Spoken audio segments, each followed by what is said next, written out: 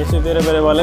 अभी हम स्टार्ट करने के लिए जा रहे हैं 10th क्लास का मॉडल पेपर का सब्जेक्टिव 2 मार्क्स क्वेश्चन। ठीक है, इससे पहले वीडियो में हम आपको दिखाए थे ऑब्जेक्टिव क्वेश्चन 1 से लेकर 30 तक दिखाए थे। आज हम दिखाएंगे आपको क्वेश्चन नंबर 31 से लेके 36 तक रहेगा ये। ठीक है, इसमें 2 मार्क्स का क्वेश्चन रहेगा और ये जो आपको पैटर्न दे रहे हैं ना क्वेश्चन का, तो इसी पर बेस्ड क्वेश्चन रहेगा। ठीक है ना, इसी को घर पे जाके अच्छा से फिर से बनाना है।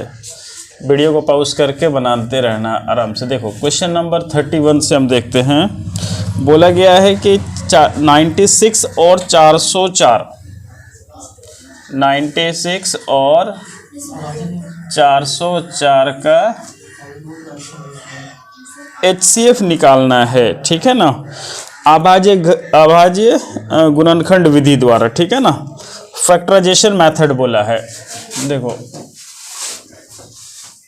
अभाज्य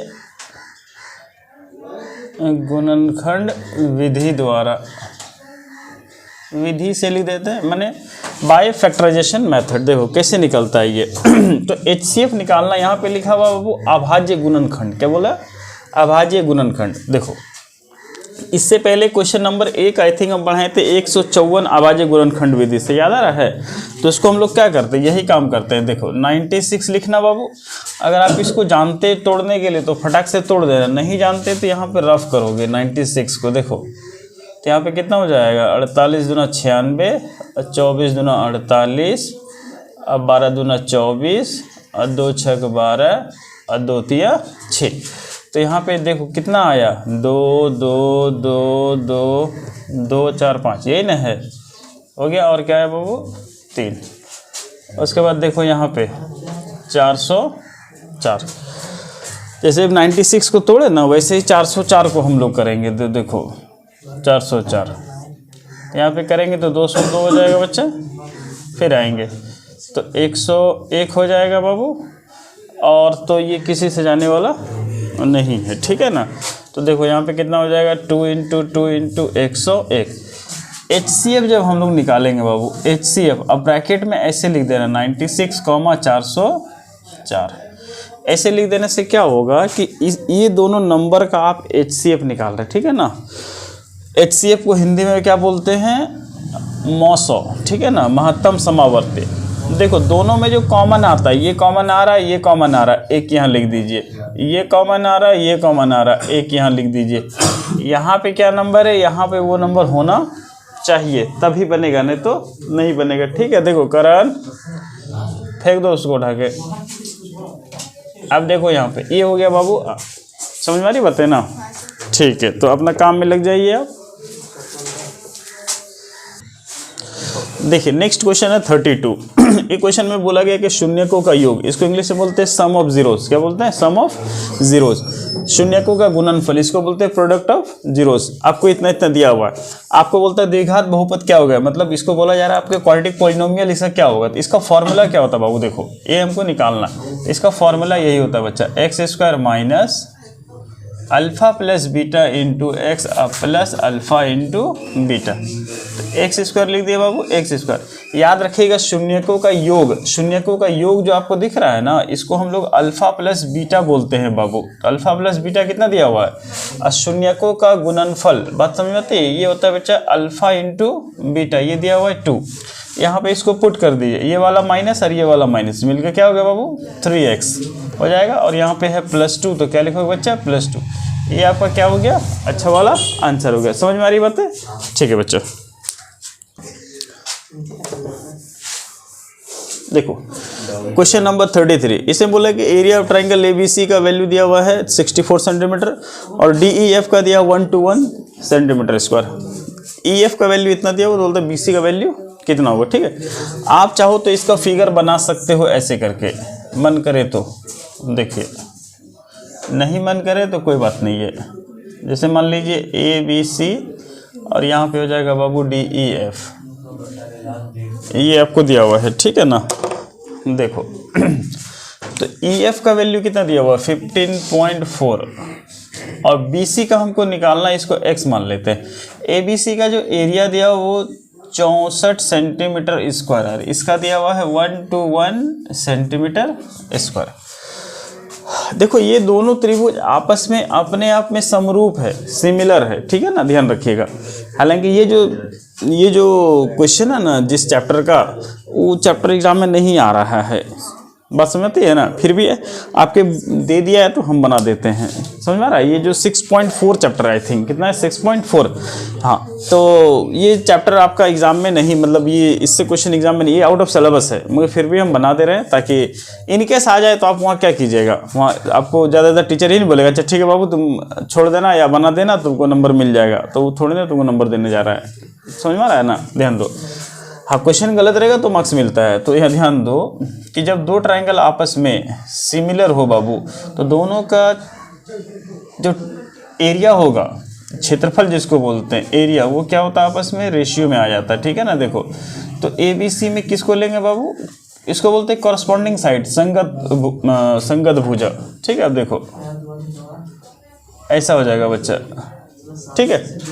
अब बताओ एरिया ऑफ ट्रायंगल ABC का वैल्यू कितना दिया हुआ है 64, इसका कितना दिया हुआ है 121। अच्छा इसको ऐसा लिख सकते हैं, देखो तो प्यारे प्यारे बालक ऐसा लिख सकते हो देखो ऐसा गलती नहीं करना, नहीं तो बहुत समय लग जाएगा, 2 मार्क्स का तो क्वेश्चन है, बात समझते हैं ना। ऐसा गलती नहीं करना है कि x स्क्वायर रहेंगे 15.4 को आप सॉल्व करेंगे, सॉल्व करने के बाद क्रॉस मल्टीप्लाई करेंगे, नहीं ऐसा नहीं करना। बहुत आसान सा रास्ता हम आपको बता रहे हैं। देखो ये आपके बच्चा क्लास का है तो बच्चा इससे पढ़ा रहे।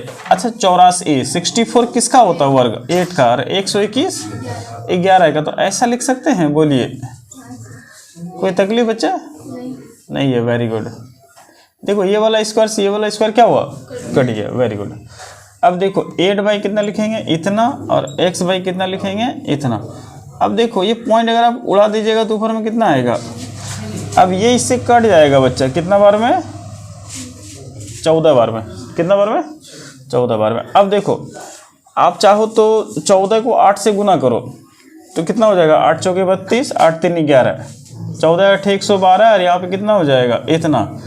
अब एक 10 है तो एक पॉइंट डाल देना, तो कितना आंसर हो जाएगा 11.2 सेंटीमीटर। ये बात समझ में आई अच्छे से, ठीक है। चलिए देखिए क्वेश्चन नंबर 34 में क्या बोला है कि x अक्ष पर वह बिंदु ज्ञात कीजिए जो बिंदुओं इतना और इतना से समदूरस्थ है। समदूरस्थ मतलब इक्विडिस्टेंस, ठीक है ना। तो हमको वो पॉइंट फाइंड आउट करना है जो x एक्सिस पर हो, ठीक है ना। देखो तो x अक्ष में x का मान होता है बाबू और y का मान 0 होगा, ये तो हम लोग जानते हैं, ठीक है।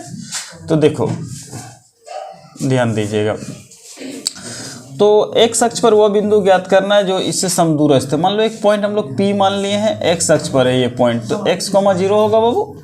और यहाँ पे हम लोग चलो मान लेते हैं इसको थोड़ा देर के लिए a, तो इसका वैल्यू कितना हो जाएगा बच्चा 2, -5। और ये पॉइंट है बाबू B मान लेंगे इसको, तो इसका कितना हो जाएगा बच्चा, एक पॉइंट हम लोग P मान लिए, क्या मान लिए, तो ऐसे भी लिख सकते हो, माना कि बिंदु P AB से या बिंदुओं इतना और इतना से समदूरस्थ है, ठीक है ना। Let point P be the equidistance from the point A and B, ऐसा भी लिख सकते हैं, क्लियर है। अब देखो बच्चा तो समदूरस्थ हो जाएगा बच्चा, तो हो जाएगा AP का स्क्वायर और BP का स्क्वायर, गुड। चलो AP का कितना आएगा बच्चा बोलो तो x - 2 का होल स्क्वायर प्लस 0 और माइनस है तो मिलकर क्या हो जाएगा होल स्क्वायर।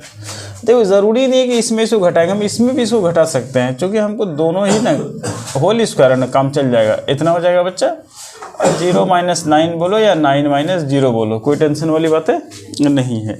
तो देखो बाबू यहाँ से a² + b² - 2ab, यहाँ पे क्या हो जाएगा बालिका, अब देखो a² + b² + 2ab, यहाँ पे क्या होगा बाबू 81।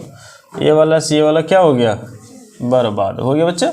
ये दिख रहा है आपको, इधर ले आइए, किधर लाना, 4x को इधर लाना, तो यहाँ -4x, अब पहले से एगो माइनस, तो इतना हो जाएगा बाबू 81 और -25। ये दोनों को ऐड कर दीजिए और दोनों को घटा दीजिए, तो कितना हो जाएगा 56। तो 8 × 7 = 56। बात समझ आती है। अतः बिंदु बराबर लिख देना, बिंदु पूछा ना, x पर वह बिंदु, क्या पूछा है, वह बिंदु, अतः बिंदु बराबर रिक्वायर्ड पॉइंट्स जिसको बोलते थे, कितना लिखना, -7, 0। ये आपका क्या हो जाएगा बाबू, आंसर हो जाएगा। ठीक है, चलिए ठीक है। देखो बाबू, ये बढ़िया क्वेश्चन है। ये क्वेश्चन का जो 2 मार्क्स जो आपको हम बता रहे हैं, 2 मार्क्स का जो पैटर्न आप देख रहे हैं ना, आपको कोऑर्डिनेट ज्योमेट्री से क्वेश्चन पूछा है 7.1 जिसको बोलेंगे, ठीक है ना, वो हो गया। उससे पहले वाला जो आप देखे वो वाला हो गया LCM HCF निकालने का। अभी ट्रिग्नोमेट्री से क्वेश्चन देख रहे हैं, तो हर सेट में ऐसा ही रहेगा, तो इसको अच्छा से करना है। ठीक है, अब देखो ध्यान दो, जब हम लोग इसको सॉल्यूशन करेंगे बाबू, हल करेंगे, तो 2 की जगह 2 लिखेंगे और tan 45 डिग्री का वैल्यू कितना होता है 1, तो समझने के लिए 1 पर स्क्वायर दे दो। sin 45 डिग्री का वैल्यू बाबू 1/√2, तो इसका होल स्क्वायर। इसका वैल्यू कितना होगा बच्चा, 1/√2। कोई दिक्कत है बाबू? अब क्या करोगे, अभी ही काट देना है। ठीक है, सॉल्व करने की ज़रूरत नहीं है। बहुत सारे टीचर या बहुत सारे स्टूडेंट इसको सॉल्व करेंगे, तुम काहे ला सॉल्व करने जाएंगे। हाँ, मगर ये सवाल ये है कि 2 मार्क्स का है, तो आप बोलिएगा सर इतना में 2 मार्क्स देगा, तो देगा। बोलो क्यों? क्योंकि वो तो कट रहा है तो हम काट रहे हैं, कोई गुनाह थोड़ा ना कर रहे हैं, पाप कर रहे हैं, गलत नहीं ना कर रहे हैं। चलो बाबू, ठीक है। देखो क्वेश्चन नंबर 36 ये 2 मार्क्स का लास्ट क्वेश्चन है, 2 मार्क्स का लास्ट क्वेश्चन है। इसमें बोला है कि एक बिंदु ए से वृत्त की स्पर्श रेखा की लंबाई 4 सेंटीमीटर है और ए की केंद्र से दूरी 5 सेंटीमीटर है, तो वृत्त की त्रिज्या ज्ञात करना है। ठीक है, तो देखो क्या करेंगे, सबसे पहले हम लोग एक वृत्त बनाते हैं। यहाँ पे देखिए, इसको बोलते हैं बाबू स्पर्श रेखा। बात समझ में आती है? ये कहलाएगा स्पर्श रेखा। देखो यहाँ बोला कि एक बिंदु ए से वृत्त की स्पर्श रेखा की लंबाई 4 सेंटीमीटर है। ए से, यहाँ पर मान लो ए से, ठीक है ना, यहाँ पे कुछ भी नाम दे दो, ओ दे दो, और यहाँ पे मान लेते हैं हम लोग बी दे दिए। कितना दिया बाबू, 4 सेंटीमीटर। और ए की केंद्र से दूरी और ओ की केंद्र से दूरी, ए यहाँ पर आएगा तब केंद्र से ना, ए की केंद्र से दूरी 5 सेंटीमीटर है। ये कितना है टोटल, 5 सेंटीमीटर। तो ये आपको बोलता है कि त्रिज्या निकाले, तो त्रिज्या OB कहलाएगा। इसको हम लोग R मान लिए। क्या मान लिए बच्चा, R मान लिए। ठीक है, देखो यहाँ ध्यान दो, तो ये 90 डिग्री होता है हमेशा।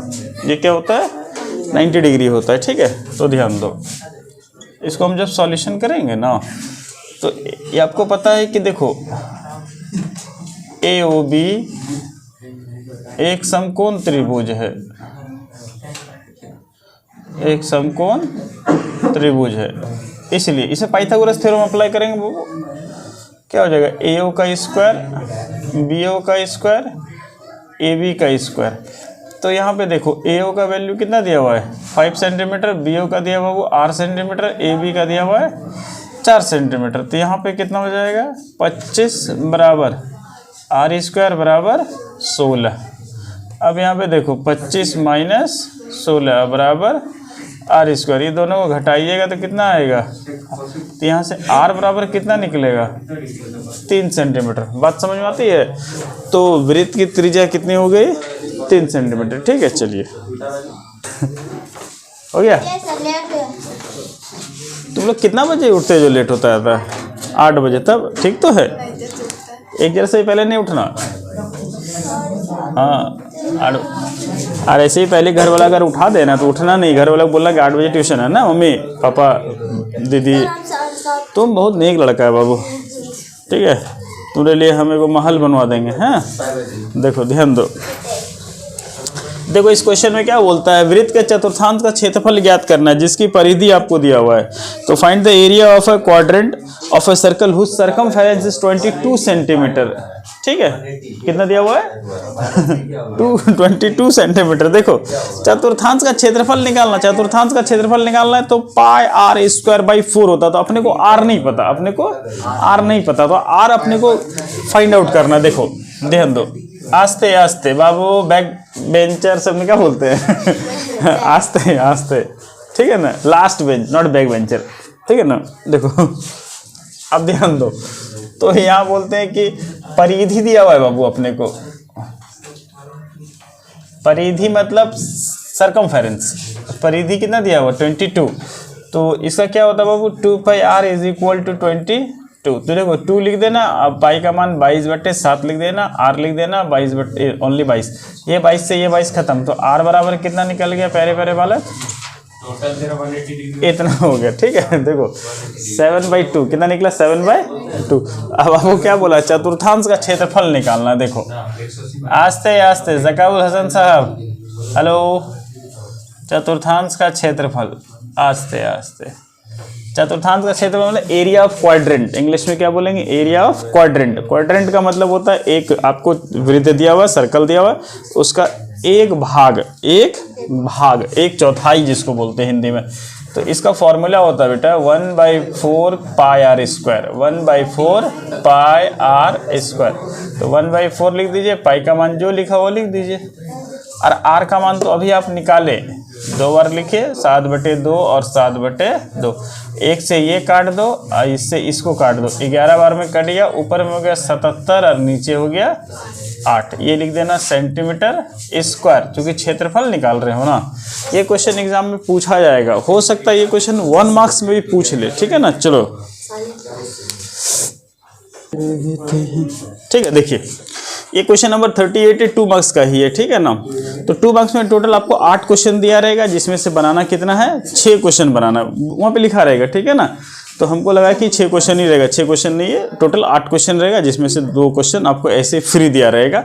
तो आप एक बार क्या कीजिएगा, क्वेश्चन नंबर जहाँ से शुरू हुआ है ना 31 से आई थिंक हुआ शुरू, ठीक है ना, वहाँ से लेके 39 तक जहाँ पे तक जाएगा ना, तो वहाँ तक आप पहले देख लीजिएगा कि हमको लगेगा कि 8 में से कौन सबसे अच्छा आता है। तो आपको लगेगा सर हमको 8 आता है, हम 8 पूरा का पूरा सर एकदम बना के आए, कॉन्फिडेंस है, तो जो मन करे बना लेना, तब समझा। मगर कभी कभी होता है कि 8 में से सर हमको 7 को तो आता, एगो नहीं आता, तो एगो छोड़ देना है। तो बनाना 6 को ही टोटल, ये नहीं कि 8 का 8 बना दिए, समझ में आ रहा है। फिर काउंटिंग नहीं किया जाएगा, काउंटिंग सिर्फ ऊपर वाला ही क्या जाता है, नीचे वाला छोड़ दिया जाता है। अगर मान लो ऊपर वाला गलत है, फिर गलत काउंट किया जाएगा, समझ में आती है ना। ऊपर ही का 6 को लिया जाएगा, नीचे का अपने आप काट देगा मास्टर, अच्छा भी रहे तो भी काट देगा। इसलिए आपको बढ़िया से ध्यान देना है कि आपको जो आता पहले उसमें से देख लीजिए, उसमें नंबर लिख दीजिए। आपको जैसे मान लीजिए 36 नंबर आता है, 36 के बाद आपको 39 नंबर आता है, तो 36 के बाद 39 नंबर लिखना, 37 नंबर मत लिख देना, समझ में आती बात है। ठीक है, काम करो अब तुम लोग। देखो एक पास एक बार फेंका जाता है, कितना बार फेंका जाता है, एक बार फेंका जाता है। तो एक बार जब फेंका जाएगा ना बाबू, तो पूछता है कि अभाज्य संख्या कितना आएगा। तो देखो सबसे पहले जब फेंकोगे तो इसका सैंपल स्पेस, जिसको हिंदी में बोलते हैं संभावित परिणामों की संख्या, तो क्या क्या हो सकता है बच्चा, 1 2 3 4 5 6, ये समझ में आया। देखो अभाज्य संख्या को इंग्लिश में बोलते हैं बाबू प्राइम नंबर, प्राइम नंबर। विषम संख्या को बोलते हैं बच्चा ऑड नंबर, ठीक है, इसको याद रखिएगा। और आपको पूछा है P, अब ब्रैकेट में लिख देना अभाज्य संख्या, अभाज्य संख्या, ठीक है। तो अभाज्य संख्या किसको बोलते हैं, जो किसी से नहीं कटता है, बस में होता है जो 1 से और अपने आप से। तो इसमें अभाज्य संख्या कौन कौन होगा, याद रखना, अभाज्य संख्या 2 से स्टार्ट होता है। किससे होता है बच्चा, 2 से स्टार्ट होता है। तो 2 में कौन, देखो पहला आएगा 2 3 और क्या आएगा बाबू 5, टोटल कितना हो बच्चा 3 है, तो 3 बटे कितना होगा बाबू 6, तो कितना होगा आंसर 1/2, पहला का आंसर हो गया। दूसरा हिंदी में लिखना है ना, विषम संख्या, विषम संख्या। तो विषम संख्या किसको बोलते हैं, जो 2 से नहीं कटता है, याद रहेगा। हाँ, कोई आदमी का अगर कॉन्सेप्ट ऐसा रहे कि अभाज्य संख्या 1 3 5 हुआ, उसका भी आंसर सही आएगा, मगर यहाँ पे अगर 1 3 5 लिख देगा तो समझ जाएगा मास्टर इसको अभाज्य संख्या का नॉलेज नहीं है। विषम संख्या उसको बोलते हैं जो 2 से नहीं कटता, जैसे 1 3 और 5, टोटल कितना आया बाबू, तो 3/6, कितना आएगा आंसर। तो ये आपका अच्छा वाला क्या हो गया, आंसर हो गया। एक आराम सा आसान सा क्वेश्चन आएगा, इसको बनाना, ठीक है। चलिए, हेलो माय डियर फ्रेंड्स, आज हम स्टार्ट करने के लिए जा रहे हैं 3 मार्क्स क्वेश्चन। ये मॉडल क्वेश्चन पेपर 2024 वाला ही है। तो इससे पहले हम आपको 1 मार्क्स का 2 मार्क्स का दिखाए थे, अभी हम आपको 3 मार्क्स का दिखा रहे हैं, ठीक है। ये जितना भी क्वेश्चन हम आपको बता रहे हैं, इसी पैटर्न पे आपका एग्जाम में क्वेश्चन रहेगा। ये एक तरह का मॉडल पेपर इसी को बोलते हैं। मॉडल मतलब नमूना, क्या होता है, नमूना, ठीक है ना। इसी पैटर्न पे आपको क्वेश्चन मिलेगा एग्जाम में। तो जो भी आपको दिख रहे हैं, इसी से रिलेटेड घर में 2-3 क्वेश्चन अपने से भी बनाना है, ठीक है। तो देखो प्यारे प्यारे बालक, अब हम स्टार्ट करने के लिए जा रहे हैं। आपको बोला गया क्वेश्चन में कि सिद्ध कीजिए कि 3 + 4√5 एक क्या है, अपरिमेय संख्या है। ये सब बनता कैसे है देखिए, इंग्लिश में बोलेंगे कि प्रूव दैट 3 + 4√5 इज अ क्या बोलते हैं उसको, इरेशनल नंबर, ठीक है ना, इरेशनल नंबर। तो देखो, तो हम इसको सबसे पहले क्या मान लेंगे, इसको मानना पड़ेगा उल्टा, कि माना कि 3 + 4√5 एक परिमेय संख्या है।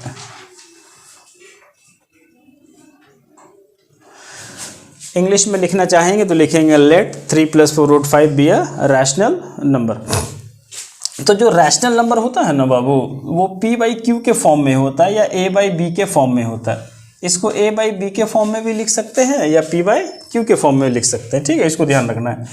तो देखो, इसी का जो 3 मार्क्स का क्वेश्चन स्पेशल जो आता है, ओनली √3, √2, √5, √7 जिसको बोलते हैं अभाज्य संख्या वाला, ठीक है। तो वो सब कैसे, वो सब के लिए अलग स्टेटमेंट है। इसके लिए इसमें बेसिक हमको क्या समझना पड़ता है, ये चीज़ हम आपको अच्छे से समझा देते हैं। अगर कोई डाउट होगा ज़िंदगी में तो डाउट तो खत्म हो जाएगा, ठीक है। देखिए, जब भी आपको प्लस माइनस में रहे या इनटू में क्वेश्चन रहे, ठीक है, तो हमेशा याद रखिएगा, तो रूट को हमेशा यहाँ रूट के साथ यहाँ पे 5 है, कभी 3 रहेगा, कभी 2 रहेगा, तो रूट को हमेशा खाली रखना है। क्या रखना है?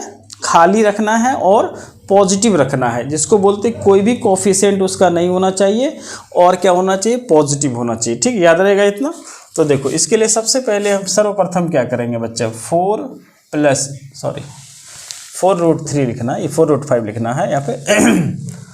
यहाँ पे 4√5 इज इक्वल टू A/B, ये 3 को इधर ले आएंगे तो क्या हो जाएगा? हो जाएगा, ठीक है, गुड। अब देखो बाबू, यहाँ पे लिखेंगे 4√5 इज इक्वल टू, दिल करे तो एलसीएम ले लेना, तो कितना आएगा? इतना आएगा। हम अभी आपको क्या बोले कि हमको रूट को खाली रखना, चाहे वो कोई सा भी रूट हो, उससे मतलब नहीं है। तो यहाँ पे हो जाएगा इतना, तो A-3B अपॉन में हो जाएगा बाबू 4B। क्लियर हो गया? इतना तो करना ही है, ठीक है। अब इसके बाद थोड़ा सा स्टेटमेंट लिखना है। क्या लिखना है? इसका स्टेटमेंट लिखना है। तो स्टेटमेंट क्या लिखेंगे वो चीज़ हम आपको बता रहे हैं। तो इसमें तो सिंपल सा लिख देना है, और A और B आपको मन करे यहाँ पर जैसे लिखने का मन करे आप लिख सकते हैं। A और B क्या है? पूर्णांक है। पूर्णांक मतलब इंटीजर्स है, ठीक है ना। और नीचे वाला कभी भी 0 नहीं हो सकता। ये सब तो फंडा हमको पता ही है। चाहो तो आप यहाँ पे लिख सकते हो ऐसे करके, where B is not equal to 0। इतना हो जाने के बाद यहाँ पे थोड़ा सा स्टेटमेंट लिखना है। क्या लिखना है? देखिए, ये आपके बुक में भी दिया रहेगा, ठीक है ना। तो आप बुक से भी आराम से लिख सकते हैं, या अगर आपको लिखने का मन करे तो आप यहाँ से भी लिख सकते हैं। तो लिखने के लिए आपको क्या करना पड़ेगा? देखो, इतना हो जाने के बाद आपको ये लिखना पड़ेगा, चूँकि A और B, चूँकि यहाँ पर लिख देंगे, चूँकि A और B पूर्णांक है, A और B इंटीजर्स है, ठीक है ना। A और B पूर्णांक है, इतना लिख देना है। उसके बाद तो इसलिए यहाँ से क्या हो जाएगा, ये जो आपको नंबर दिख रहा है ना बच्चा, A-3B/4B, ये भी क्या हो जाएगा आपका? एक परिमेय संख्या हो जाएगा। क्या हो जाएगा? एक परिमेय संख्या है। परिमेय संख्या किसको बोलते हैं? जो बटे में होता है। तो ये बटे में दिख रहा है आपका, तो A और B क्या हो जाएगा? यहाँ पे जो भी नंबर दिया हुआ है ना, तो A-3B/4B जो है, ये क्या हो जाएगा? परिमेय संख्या है। तो अर्थात मतलब दैट इज, अर्थात यहाँ पे क्या हो जाएगा बाबू? √5। तो √5 क्या हो जाएगा? एक परिमेय संख्या हो जाएगा। √5 एक परिमेय संख्या है। हालांकि ये गलत है, क्योंकि √5 परिमेय संख्या नहीं है, ठीक है ना। अब यहाँ हो जाने के बाद इसी को लिखते, परंतु इस तथ्य से, ये अपना सेंटेंस स्टेटमेंट है, परंतु इस तथ्य से,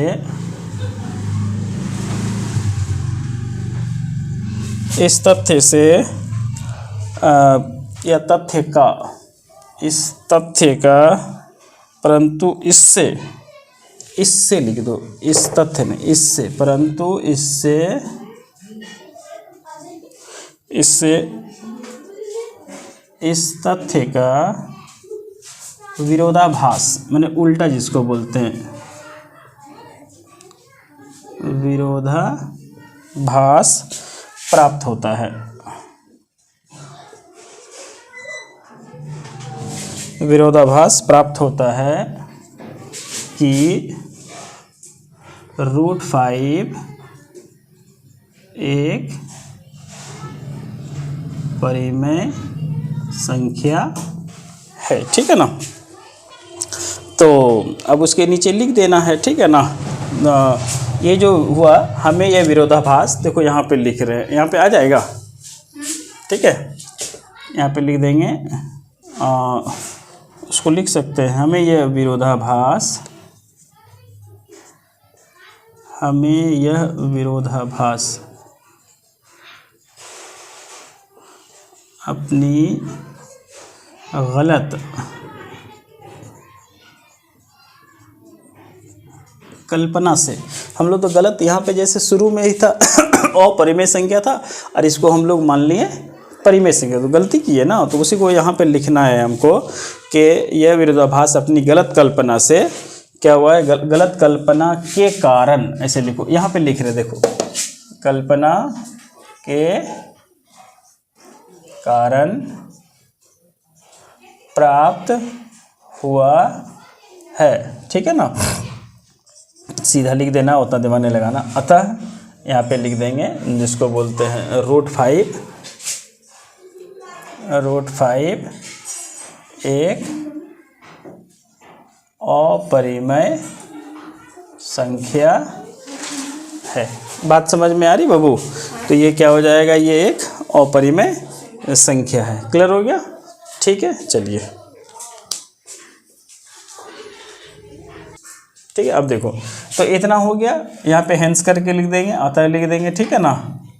अर्थात जो क्वेश्चन दिया हुआ था 3 + 4√5 एक अपरिमेय संख्या है, अपरिमेय संख्या है। ये आपका आंसर हो गया, ठीक है। चलिए 40 नंबर क्वेश्चन दिया हुआ, x - y + 1 = 0, 3x + 2y - 12 = 0 को ग्राफ विधि से हल करना है, ठीक है।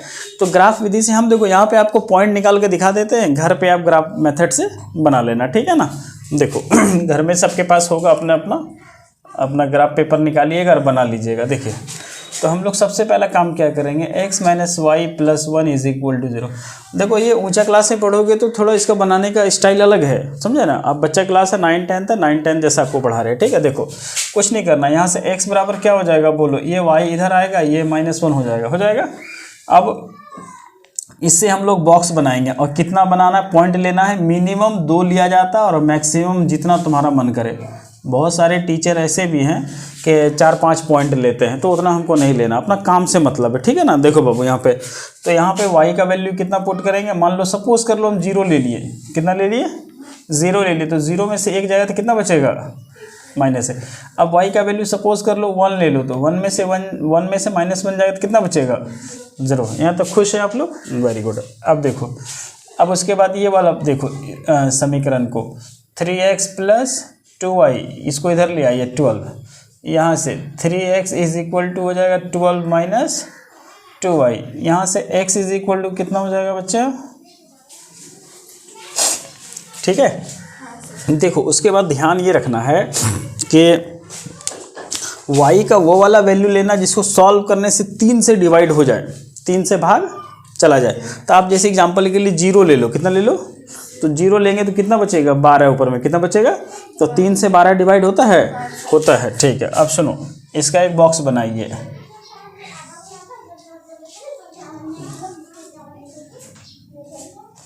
यहाँ पे हो जाएगा बच्चा x और ये हो जाएगा y। तो y का वैल्यू कितना लिया बाबू, 0, ये पूरी 0 हो गया, तो 3 4 जा 3 चौके 12। अब 1 लेके देखो, तो 1 लेंगे तो यहाँ पे 2 हो जाएगा, तो 12 में से 2 गया 10 तो 3 से डिवाइड होगा नहीं। अब 2 के बाद अब 3 लो, कितना लो, 3 लोगे, 3 लेंगे तो 6, तो 12 में 6 गया 6, तो 6 3 से डिवाइड होता है, ऐसे ही लेना है, ठीक है। तो हम y का वैल्यू कितना बोले लेने के लिए, 3, तो यहाँ पे 6 हो जाएगा, 12 में 6 गया तो 6, और 6 को 3 से डिवाइड करेंगे तो कितना होगा, 2 हो गया। अब ये सारा को क्या करना है, ग्राफ पेपर आप निकाल लीजिएगा, आपके पास होगा, ग्राफ पेपर में आराम से पेंसिल से बनाना है, ठीक है बच्चा, समझ में आ रहा है आपको, आप ही से बात कर रहे हैं हम, हाँ ठीक है। देखो बाबू हो गया, गुड। देखो नेक्स्ट क्वेश्चन है 3 मार्क्स का ही क्वेश्चन है ये, 41 नंबर। बोला किसी एपी का 17वां पद, ठीक है, उसके 10वें पद से 7 अधिक है तो उसका सार्वंतर ज्ञात करना। सार्वंतर का मतलब होता है डी निकालना, ठीक है ना। तो इसको इंग्लिश में क्या बोलते हैं, the 7th term of an AP exceeds its 10th term, ठीक है, बाय 7। तो फाइंड द कॉमन डिफरेंस, ये बाबू आपको निकाल के दिखाना है। तो देखो कितना आसानी से बनेगा बच्चा, कुछ नहीं करना, एकदम ईजी है। देखो इसका जब हम लोग हल लिखेंगे ना, देखो बोलता है एपी का 17वां पद, एपी का 17वां पद मतलब ए 17th टर्म, उसके 10वें पद से 7 अधिक है, उसके 10वें पद से 7 अधिक है।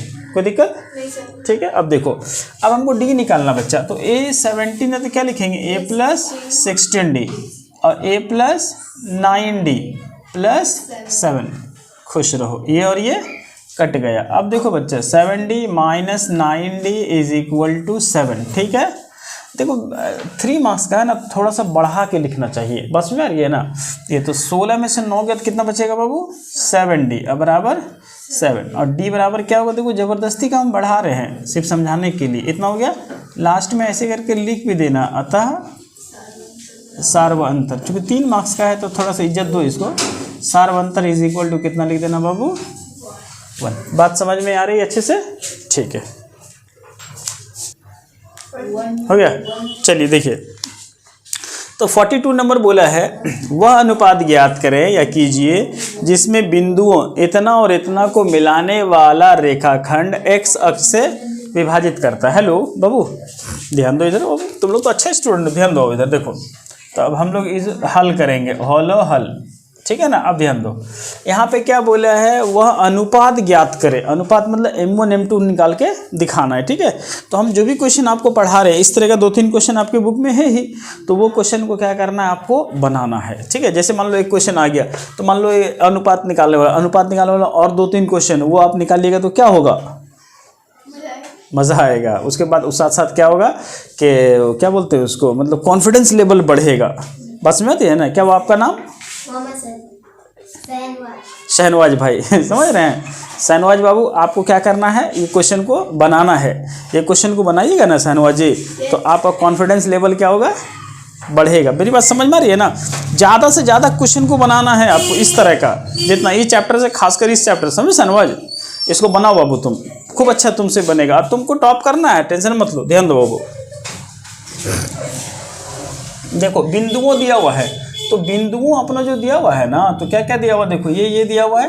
तो आप कुछ नहीं करो, सिंपल में देखो x1 का वैल्यू पहला वाला और x2 का वैल्यू बगल वाला, यहाँ पे आ जाते हैं बाबू y1 का वैल्यू इसके बाद वाला और y2 का वैल्यू इसके ये वाला। M1 M2 निकालना। यहाँ पे क्या बोला, देखो यहाँ पे एक वर्ड लिखा हुआ है, यहाँ पे हम इसको अंडरलाइन कर देते हैं, ठीक है। एक्स अक्ष, क्या लिखा है, एक्स अक्ष। तो हम बचपन में सीखे थे, एक्स अक्ष का मतलब होता है वाई का मान 0, एक्स अक्ष मतलब एक्स एक्सिस, ठीक है शहनवाज, समझ में आ रहा है। तुम तो इंग्लिश मीडियम से हो, तुमको इंग्लिश में समझा रहे हैं। तो एक्स अक्ष को बोलते हैं एक्स एक्सिस, क्या बोलते हैं बाबू, तो एक्स एक्सिस में वाई का वैल्यू क्या होता है, the value of y is 0 at x axis, समझ में आ रहा है। Similarly the value of x is 0 at y axis, the value of y is 0 at x axis, ठीक है। इसको ध्यान रखिएगा। देखो शहनवाज, अब इसका फॉर्मूला बाबू, x अक्ष दिया हुआ है तो हम लोग y वाला लेके चलेंगे। देखो y बराबर क्या होगा, m1 y2 plus m2 y1, by में क्या चला जाएगा बाबू, m1 प्लस m2। इसके जगह में क्या लिखेंगे, 0। आपको थोड़ा सा स्टेटमेंट लिखना पड़ेगा, चूंकि रेखाखंड x अक्ष से विभाजित करता है, चूंकि रेखाखंड, उसको लिख लोगे भाई, सब आदमी को बोल रहे हैं। आप जब बैठ के मोबाइल में देखिएगा ना, वीडियो पॉज करके, वहाँ पे लिखिएगा, चूंकि रेखाखंड x अक्ष से या x अक्ष पर विभाजित करता है, इसलिए y बराबर 0। इसको आप लोग सब लिखेंगे, ठीक है। यही मैं बताना चाह रहा हूँ, यहाँ पे नहीं लिखा मगर आप लोग लिख लेंगे, ठीक है ना। यहाँ पे लिखोगे, ठीक है ना, सिंस द लाइन सेगमेंट, ठीक है ना, cut at x axis, therefore y is equal to 0, ठीक है शहनवाज बाबू। हाँ देखो m1 का वैल्यू तो हमको नहीं पता, हम छोड़ देते हैं। y2 का वैल्यू कितना दिया हुआ है, 5, तो यहाँ पे लिख देते हैं बाबू 5। m2 का वैल्यू छोड़ देते हैं। y1 का वैल्यू कितना दिया हुआ है, -5। देखो अब m1 प्लस m2, देखो राजा रानी सब देखो, तो m1 m2 को हम जब 0 के साथ मल्टीप्लाई कर देंगे तो क्या होगा, लड्डू, हो गई।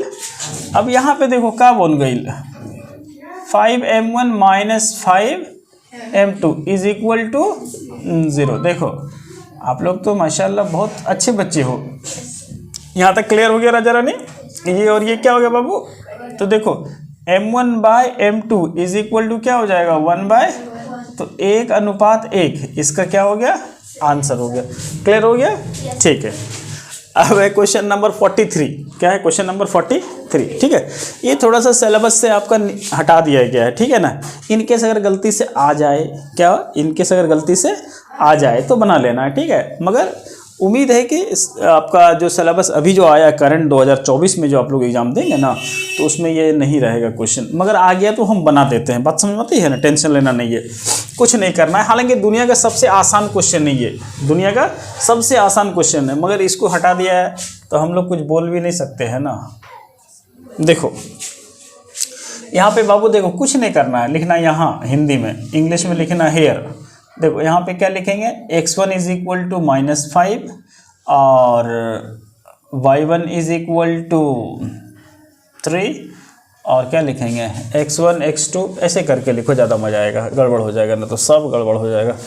x1 इतना यहाँ पे लिखो, x2 हो जाएगा कितना 3 और x3 कितना हो जाएगा बाबू 5।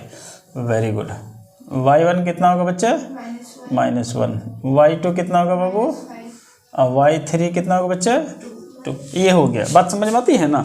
इसको हम ज़्यादा नहीं बनाएंगे, थोड़ा सा वहाँ तक पहुँचा देंगे, उसके बाद फिर आराम से बन जाएगा, ठीक है। अब देखो तो लिखेंगे त्रिभुज ABC नाम दिया हुआ है, तो त्रिभुज ABC लिख दो। तो त्रिभुज ABC का क्षेत्रफल, इंग्लिश में बोलेंगे एरिया ऑफ ट्राइंगल ABC, ठीक है ना। तो इसमें सिंपल सा फॉर्मूला तो हम लोग जानते ही हैं। देखो 23 31 12, यह हो गया 23 31 12, ठीक है। बात समझ में आती है। हम आगे नहीं बनाएंगे क्योंकि ये आने वाला एग्जाम में है नहीं, तो फिर भी अगर आ जाएगा तो एक दो क्वेश्चन नहीं भी आता फिर भी करके चला जाना, ठीक है ना, टेंशन वाली बातें नहीं है। अब ये हो गया। अब इसमें सारा कुछ तो यहाँ पे हम लिख ही दिए, सारा वैल्यूज, ठीक है ना। ये वैल्यू क्या करना है यहाँ पे पुट कर देना, आपको आंसर आ जाएगा, ठीक है। जो भी आंसर आएगा उसमें लिखना वर्ग मात्रक, क्या लिखना बाबू वर्ग मात्रक। बात समझ आ रही है, चलिए ठीक है, ठीक है। देखो ये बढ़िया क्वेश्चन है, क्वेश्चन नंबर 44, ठीक है ना। ये ट्रिग्नोमेट्रिक का क्वेश्चन दिया हुआ, ठीक है। ये बोला है कि पीटी का मतलब प्रूफ दैट, जिसको हिंदी में बोलते हैं सिद्ध करना है, सिद्ध कीजिए। रूट इतना इज इक्वल टू इतना प्रूफ करना है, ठीक है ना। इसको बनाने का एकदम सबसे आसान सा तरीका, देखो सॉल्यूशन या हल जो लिखना लिख देना, ठीक है ना। तो देखो आप क्या करोगे, डायरेक्ट हम क्वेश्चन ही को दिखाते हैं आपको करके क्या करना है। 1 + sin a बटे में 1 - sin a। अब इसको हम लोग परिमेयकरण कर रहे हैं बाबू। परिमेयकरण का मतलब रैशनलाइजिंग कर रहे हैं। देखो बहुत सारा स्टूडेंट हमको बोलता है कि सर आपका वीडियो जैसे आता वैसे हम देखते हैं समझ में आती है। हाँ, बोलता है कि आपका वीडियो ही का हम इंतजार करते हैं, मगर कभी कभी थोड़ा सा कुछ टेक्निकल फॉल्ट हो जाने की वजह से थोड़ा सा वीडियो अपलोड करने में टाइम लग जाता है। पर कोशिश कीजिए कि हम टाइमली वीडियो जो है अपलोड करेंगे, ठीक है ना। कोशिश मेरा यही लगा रहेगा, क्योंकि अभी जो सीज़न है ना वो सिर्फ एग्ज़ाम वाला सीज़न है, तो हर क्लास का थोड़ा ये हो जाता है, जिसकी वजह से ये हो जाती है। तो ये आपको दिया हो बाबू, हम क्या किए, नीचे वाले में माइनस था तो हम क्या कर दिए प्लस कर दिए, तो प्लस, इसको बोलते हैं रैशनलाइजिंग, ठीक है ना। देखो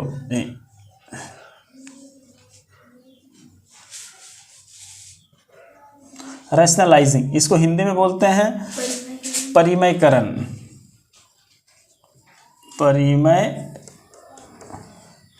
परिमेयकरण ऐसे लिखा था ये ना। बहुत कम हिंदी बाबू हम लिखते हैं, समझे ना, तो हमको खुद ही पता नहीं चलता है। देखो भाई हिंदी का स्पेलिंग कुछ गलत हो जाएगा तो आप लोग प्लीज़ कमेंट नहीं करना है, अच्छा वाला कमेंट कीजिएगा, ठीक है ना। हाँ देखिए यहाँ ध्यान दीजिए। अब देखो यहाँ पे क्या है, ये दोनों सेम चीज़ है, बोलिए। देखो ये 3 मार्क्स का क्वेश्चन, इसलिए थोड़ा सा हम इसको बढ़ा रहे हैं, हालांकि ये बढ़ाने लायक क्वेश्चन नहीं है, ठीक है ना। आपको भी एग्जाम में थोड़ा सा बढ़ा चढ़ा के लिखना है। हाँ इतना हो गया। देखो नीचे फॉर्मूला आपका बन जाएगा बाबू a - b और a + b। तो फॉर्मूला क्या होता है, a² - b²। Very good. देखो 1 - sin² ए। तो देखो होल स्क्वायर से तो रूट खत्म हो जाएगा बाबू, होल स्क्वायर से रूट खत्म हो गया, तो ऊपर में क्या आएगा बच्चा 1 प्लस साइन ए, काम खत्म। देखो 1 माइनस साइन स्क्वायर ए मतलब कॉस स्क्वायर ए, और कॉस स्क्वायर रूट से निकल जाएगा तो क्या बन जाएगा बच्चा कॉस ए। बात समझ में आ रही है। अब इसको क्या करोगे बाबू, अलग अलग करो, 1 प्लस कॉस ए और sign A by cos A. उम्मीद है कि समझ में आ गया। 1 बाई कॉस क्या होता है बाबू सेक, और साइन बाई कॉस क्या होता है बच्चा 10। बात समझ में आ रहा है बच्चा, ये हो गया क्या प्रूव्ड। ठीक है बाबू, ठीक है। देखो तो ये 40 नंबर क्वेश्चन नंबर 46 कितना है 46। इसमें क्या निकालने के लिए बोला गया, ये जो ब्लू ब्लू आपको दिख रहा है ना, छायांकित भाग का क्षेत्रफल निकालना है। Please have a seat ma'am, where would you like, you can seat. देखो 46 क्या देखना है, ये 46 क्या बोलते हैं, ये 46 नंबर क्वेश्चन में दिया है हमको छायांकित भाग का क्षेत्रफल निकालना। क्या निकालना है, छायांकित भाग का क्षेत्रफल को इंग्लिश में बोलते हैं शेडेड पोर्शन या शेडेड रीजन, हमको निकाल के दिखाना। इसमें जो आपको ये दिख रहा है ना OABC, OABC ये क्या है बाबू, इसको बोला जाता है स्क्वायर, वर्ग है ये। OABC आपका क्या है, देखो ध्यान दो, OABC इज अ स्क्वायर। ये क्या दिया हुआ बच्चा, स्क्वायर दिया हुआ, जिसको बोलते हैं वर्ग, हिंदी में क्या बोलते हैं वर्ग। ठीक है ना, इसको ध्यान रहे, वर्ग दिया हुआ है। और वर्ग का चारों भुजा बराबर होता है, ये हम लोग पढ़े हैं, हम लोग जानते हैं। ये 20 होगा तो ये भी 20, ये भी 20, ये भी 20। हमको क्या निकालना, ये जो दिख रहा है ना, जैसे OPBQO,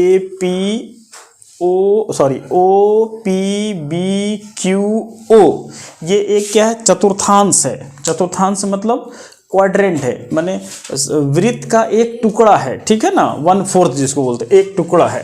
तो हम सबसे पहले काम क्या करेंगे, हमको रेडियस चाहिए बच्चा। तो रेडियस क्या होगा, OB होगा बाबू रेडियस।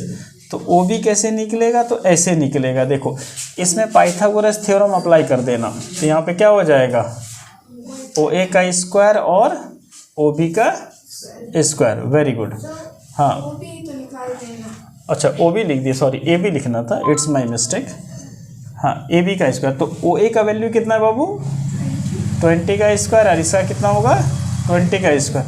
देखो इसका ध्यान रखना है कि 20 का स्क्वायर होता है 400, 20 का स्क्वायर होता है 400। वैसा नहीं करना है, वैसा पहले करते थे, अब नहीं करना है। बात समझ आती है ना। अब 20 का स्क्वायर कॉमन ले लो ना, तो 20 का स्क्वायर कॉमन लेगे तो 20 बन के बाहर निकलेगा।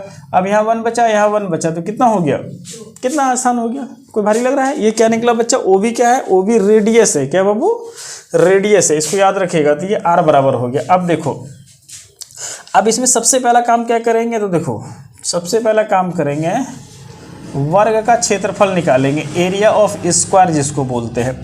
तो वर्ग का क्षेत्रफल क्या होता है, साइड स्क्वायर, भुजा स्क्वायर। क्या होता है, भुजा स्क्वायर या साइड स्क्वायर। ठीक है, इसको ध्यान रखिएगा। तो A का वैल्यू आपको कितना दिया हुआ है 20, कितना दिया हुआ है 20। यहाँ पे लिखेंगे 20 का स्क्वायर कितना होगा बालक 400। यहाँ पे लिखेंगे सेंटीमीटर अगर दिया हो तो सेंटीमीटर स्क्वायर लिख दो, सेंटीमीटर ही दिया हुआ है तो सेंटीमीटर स्क्वायर हो गया। ठीक है ना, कोई दिक्कत नहीं। इसको मान लीजिए समीकरण 1। उसके बाद लिखेंगे चतुर्थांश का क्षेत्रफल।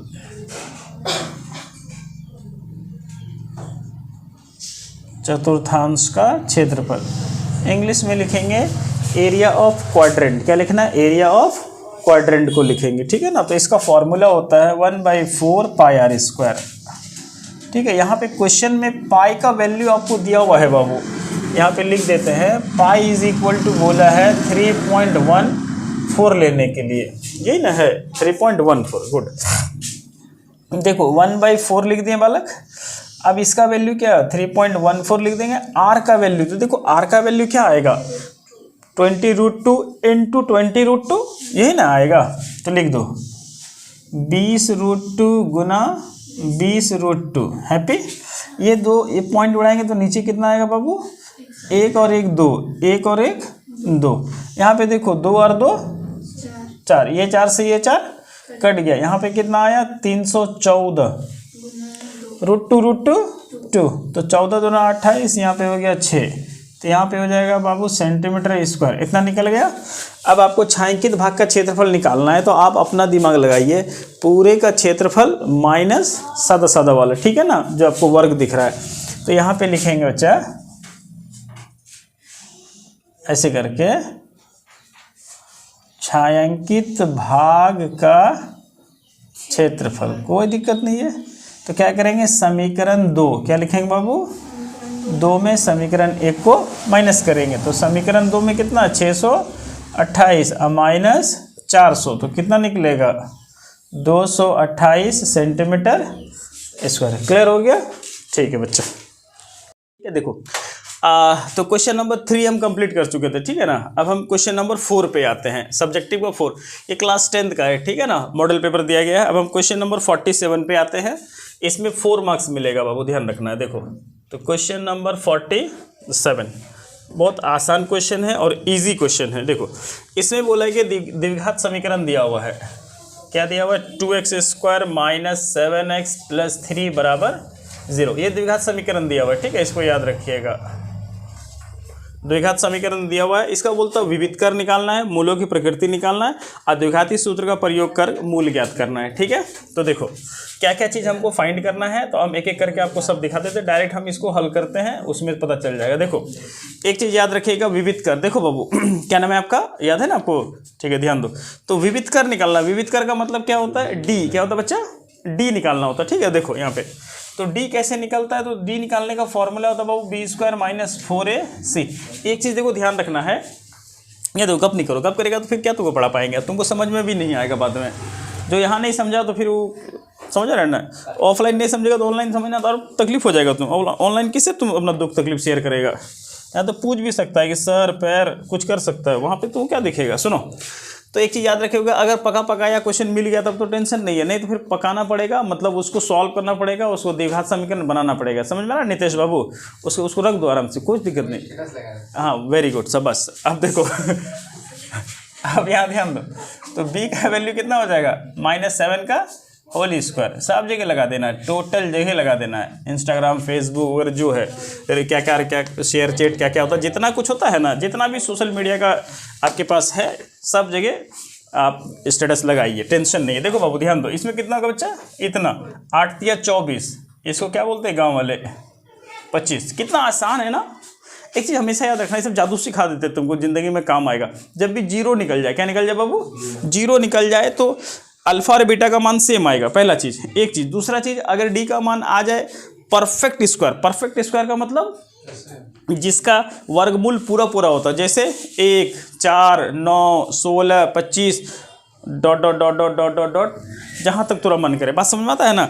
इसको बोलते परफेक्ट स्क्वायर, हिंदी में बोलते पूर्ण वर्ग, क्या बोलते बच्चा, पूर्ण वर्ग। अब जैसे हम आपसे पूछेंगे बाबू, अच्छा बताइए √25 का मान और √24 का मान, तो आप इसका मान बोलिएगा सर 25, इसका मान सर आप बोलिएगा हम नहीं जानते हैं, या जानते हैं तो परफेक्ट नहीं पता, तो इसी को बोलते हैं पूर्ण वर्ग नहीं है, ये पूर्ण वर्ग परफेक्ट स्क्वायर नहीं है, और ये क्या हो जाएगा बाबू, परफेक्ट स्क्वायर हो जाएगा। तो हम आपको जादू क्या सिखाना चाह रहे हैं, हम ये बताना चाह रहे हैं कि वैसा चीज़ जिसका परफेक्ट स्क्वायर निकल जाए, जिसका, तो वो वाला क्वेश्चन हमेशा मिडिल टर्म में टूट जाएगा, याद रहेगा। वैसा क्वेश्चन जिसका डी क्या आ जाए, परफेक्ट स्क्वायर आ जाए, मतलब जिसका रूट से निकलता हो, ठीक है, तो वो मिडिल टर्म में टूट जाएगा, याद रहेगा। और जिसका यहाँ पे मान लो सपोज कर लो सॉल्व करके यहाँ निकल जाता 24, 29, 32, मतलब वो सब नहीं आता नंबर परफेक्ट स्क्वायर, तो ये मिडिल टर्म में नहीं टूटेगा सवाल। क्लियर हो रही बात है, बात समझ में आ रही है आप लोगों को, क्या सनवाज बाबू? हाँ देखो तुम्ही को तो कुछ करना बच्चा, समझ में आ रहा है ना। इस बार हमारे ऑक्सफोर्ड कोचिंग सेंटर का जो टॉपर होगा ना, वो उम्मीद है और मोस्ट प्रोबेबल चांस है हमारे शहनवाज भाई जो होंगे, शहनवाज बाबू, शहनवाज बच्चा, वो होंगे, ठीक है ना। बाकी जितने मेल फीमेल जितने बॉयज़ गर्ल्स सब है उसमें से वो तो होंगे ही, स्पेशल हमको लगता है रैंक 1 इनका आने का चांसेस है। तो ये बहुत अच्छे से पूरा सिंसियर है, पढ़ने में पढ़ भी रहे हैं। और अभी सबसे अच्छी बात क्या है कि ये अभी से लगभग ये 9 घंटा पढ़ रहे हैं। आप क्या चाहिए आपको, बोलिए। 9 घंटा ये कंटिन्यू में, तो टोटल 24 घंटा में 9 घंटा ये पढ़ रहे हैं, ठीक है। हर सब्जेक्ट को इक्वली टाइम दे रहे हैं, और जिसमें जो थोड़ा डाउट है उसमें तो ज़्यादा टाइम दे रही है। तो ये बच्चा 9 घंटा पढ़ेगा तो क्या आपको नहीं लगता है कि ज़्यादा नंबर लाएगा? तो इसीलिए हम आप सबसे रिक्वेस्ट कर रहे हैं कि आप लोग भी ज़्यादा से ज़्यादा समय अभी दीजिए। आपका समय कहाँ है, पूरा जनवरी ख़त्म, अब फरवरी में क्या, 1 महीना तो बचा है दादा। अगर झूठ बोल रहे हैं तो डेट देख लो, कि समझ में आ रही बातें, खत्म हो जाएगा, पता भी नहीं चलेगा।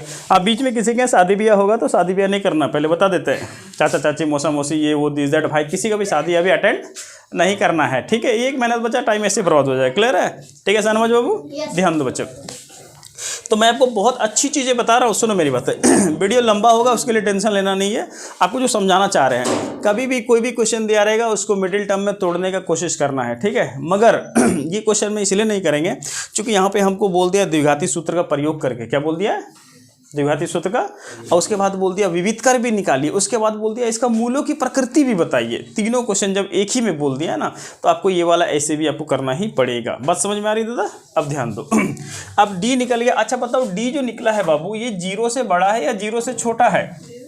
0 से बड़ा। जब 0 से बड़ा होता है तो क्या होता है, मूल असमान होता है और वास्तविक होता है। माशाल्लाह, बराबर तो हो नहीं सकता चूंकि बस में है ना, यहाँ पे लिखेंगे इसकी प्रकृति के बारे में, प्रकृति ऐसे हिंदी में लिखा होगा, नेचर जिसको बोलते हैं बाबू, तो क्या होगा, असमान कॉमा क्या बोलते हैं, वास्तविक। बात समझ में आती है, सही लिख पाए हिंदी हम? तो क्या हो जाएगा, असमान होगा और वास्तविक होगा। इसमें आपको नंबर मिल गया, 1 नंबर सपोज कर लो मिल गया, ठीक है ना। विविध कर निकालने बोला, 1 नंबर मिल गया, 2 नंबर खत्म हो गया। विविध कर बोला, उसके बाद फिर आपको जाके क्या बोला गया था, मूलों की प्रकृति। तो मूलों की प्रकृति हम आपको बता दिए, ठीक है ना। या मूलों की प्रकृति भी लिख देते हैं, मूलों की प्रकृति। उसके बाद क्या बोला गया बाबू, द्विघाती सूत्र का प्रयोग कर मूल ज्ञात करें। तो आ जाओ, क्या टेंशन है, देखो अल्फा बीटा लगाएंगे, अल्फा बराबर क्या होता है, -b प्लस √d/2a। हम अलग अलग करके आपको इसलिए बता रहे हैं कि गलती होने का चांसेस कम हो जाएगा। समझ में आ रहा करण बाबू? देखो ये सवाल बहुत अच्छा सवाल है बच्चा, ध्यान दो इधर। शाहनवाज के बारे में सुन लिया ना, कितना घंटा पढ़ता है, अब आप लोग को भी पढ़ना है। अब देखो b का वैल्यू कितना, -7, यहाँ -7 मतलब क्या हो गया, +7, और d का मान कितना हो गया, 25। 2 × a का वैल्यू कितना होगा बाबू, 2 होगा, वेरी गुड। अब देखो प्यारी प्यारी बालिका, अब यहाँ पे हो गया 7, अब 25 का मतलब 5, यहाँ पे बाबू 4। अब बोलिएगा सर 12 होता है, नीचे 4 है, तो हम बोलेंगे काटो, तो आप बोलिए काट दीजिए, हमको क्या है, काट दिए। बात समझ में आ गया, ये अल्फा निकला प्यारी प्यारी बालिका। अब देखो बालक, यहीं पे बेटा निकाल देते हैं, टेंशन नहीं है। यहाँ से तो दिख रहा है ना आपको, वेरी गुड, हाँ दिखेगा, डेडलाइन हम दे दिए बच्चा। देखो बालक, अब कुछ ज़्यादा कुछ नहीं करना है, सिंपल में यहाँ पे 7 लिखो और यहाँ -5 लिख दो। बोलो क्यों? क्योंकि यहाँ प्लस था तो यहाँ पे +5 आया, यहाँ माइनस है तो -5 आएगा, नीचे क्या आएगा, 4 आएगा, ऊपर में कितना होगा बाबू, तो कितना आ गया बालक, 1/2। बस में आती है। अब यहाँ पे आंसर लिख देते हैं, अतः मूल बराबर, ठीक है। तो मूल में पहले अल्फा का वैल्यू लिखा जाता है, ठीक है, इसको जाए। दूसरा में क्या आया बच्चा, 1/2। कितना भारी है बताओ। नेक्स्ट क्वेश्चन, ये क्वेश्चन नंबर 48, इसमें एक प्रमेय आएगा। हम आपको पहले ही बोले हैं कि क्लास 10th में जो प्रमेय आएगा ना, क्लास 10th में जो प्रमेय आएगा, 2 ही प्रमेय है, एक थेल्स प्रमेय है और एक 10.2 वाला है, ठीक है ना। वृत्त के बाह्य बिंदु से खींचा गया स्पर्शरेखा लंबाई में बराबर होता है, यही 2 यही थ्योरम, इसके अलावा सब हटा दिया। टोटल आपके पास 5 गो थ्योरम था टोटल, समझ में आ रहा है, मोस्ट इंपॉर्टेंट सब। तो उसके जगह में इस सब को कोई वैल्यू ही नहीं था, 10.2 तो आता ही नहीं था, क्योंकि वो तो थ्योरम था मगर वो काउंटेबल नहीं होता था। तो मेनली जो थ्योरम आपका था, पाइथागोरस का 2 गो थ्योरम था, और एक एरिया वाला 7.4 चैप्टर है ना, मोस्ट इंपॉर्टेंट क्वेश्चन था, और एक वो ये है। बाकी वो सब हटा दिया है, तो आपके लिए अच्छा है या फिर आपके लिए ख़राब भी है। जो बच्चा अच्छा स्टूडेंट है उसके लिए थोड़ा ख़राब हो जाएगा, जो बच्चा गरीब बच्चा है उसके लिए पास हो जाएगा वो, सुनो, मगर आगे फ्यूचर में काम आएगा जो नहीं पढ़ा होगा। तो थेल्स प्रमेय हम लोग देखते हैं, ठीक है। तो थेल्स थ्योरम क्या बोलता है, सुनो, थेल्स थ्योरम बोलता है कि सिद्ध कीजिए यदि किसी एक भुजा के समांतर अन्य 2 भुजाओं को मिलाने बिंदुओं प्रतिच्छेद करने वाली रेखा उन्हें समान अनुपात में विभाजित करती है। समझ में आ रहा है ना। ये क्वेश्चन जब भी आ जाए आपको थोड़ा समझ में नहीं आ रहा कहाँ से आता है, इसे समझ लेना, थोड़ा मोड़ा भी पढ़े अगर होगे ना, तो ये तो भैया 48 नंबर क्वेश्चन में तुमको दे रहा, 4 मार्क्स का है, तो थ्योरम ही होगा। अपना थोड़ा सा कॉमन सेंस लगा लीजिएगा, ठीक है बाबा। देखो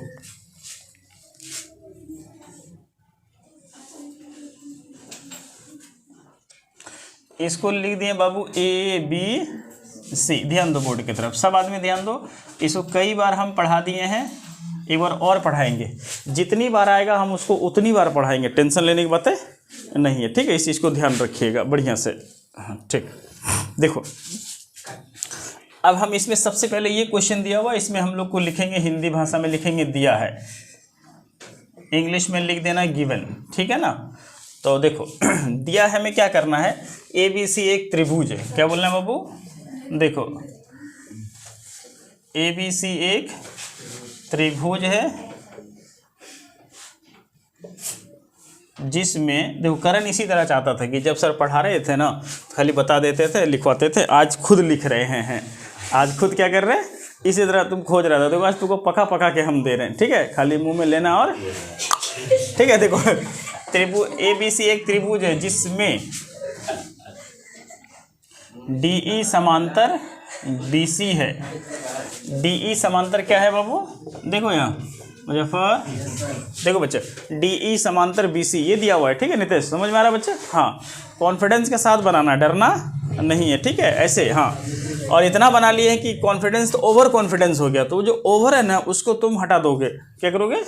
खाली कॉन्फिडेंस होना चाहिए, ओवर नहीं ना। तो फिर AD बटे BD के बदले में लिख दिया AE बटे AE। लो झंझट बड़बड़। अब सुनो लिखेंगे, तो ABC एक त्रिभुज है जिसमें DE समांतर क्या दिया बाबू? BC दिया हुआ। और क्या दिया? D और E भुजा AB और AC को प्रतिच्छेद करती है। क्या करती है? प्रतिच्छेद करती है, ठीक है। यहाँ पे लिख सकते हैं पॉइंट्स, जिसको बोलते हैं हिंदी में बिंदु, D, E भुजा AB, AC को प्रतिच्छेद करती है। देखो प्रतिच्छेद और समद्विभाजक में फर्क है। प्रतिच्छेद करती है क्रमशः या क्रमशः जो बोलते हैं, रेस्पेक्टिवली। क्लियर हो रही मेरी बातें? समझ में आ रही है यहाँ तक बच्चा? अच्छा लग रहा है ना? मज़ा आएगा। देखो आज कंप्लीट कर देंगे, टेंशन लेना नहीं है। देखो बाबू पीछे वाले देखो, इतना हो गया, काफ़ी है। अब देखो सिद्ध करना है बाबू।